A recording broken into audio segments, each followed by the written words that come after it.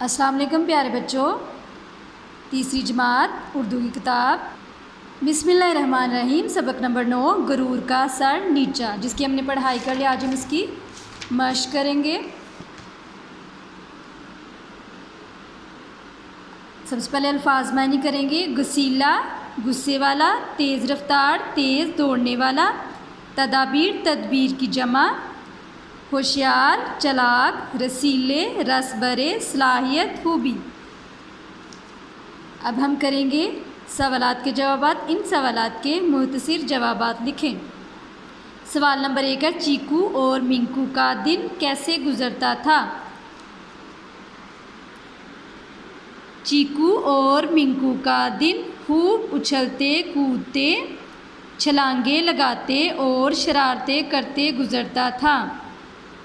सवाल नंबर 2 है, मिंकू अपनी किस खूबी पर खुश होता था? मिंकू अपनी तेज़ रफ्तारी पर खुश होता था। चीकू झाड़ी से क्या तोड़कर खा रहा था? जवाब है, चीकू झाड़ी से पत्ते और बेर तोड़कर खा रहा था। सवाल नंबर 4 है, मिंकू कैसे पकड़ा गया? मिंकू थाल में से फल खाते हुए पकड़ा गया था। आगे, किसी की चीज़ बगैर इजाज़त के उठाना या इस्तेमाल करना कैसी बात है? किसी की चीज़ बगैर इजाज़त के उठाना या इस्तेमाल करना अच्छी बात नहीं है। सवाल नंबर 2 है, दुरुस्त जवाब पर टिक और गलत जवाब पर गलत का निशान लगाएं।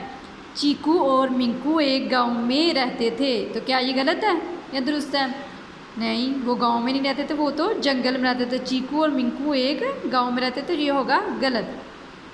चीकू रहमदिल जबकि मिंकू मगरूर तबीयत का था, दुरुस्त। ठीक है, मिंकू गरूर तबीयत का था और चीकू रहमदिल था। गाँव वाले अपने खेतों और बागों की रखवाली नहीं करते थे, गलत। ठीक है, गाँव वाले अपने खेतों और बागों की रखवाली करते थे।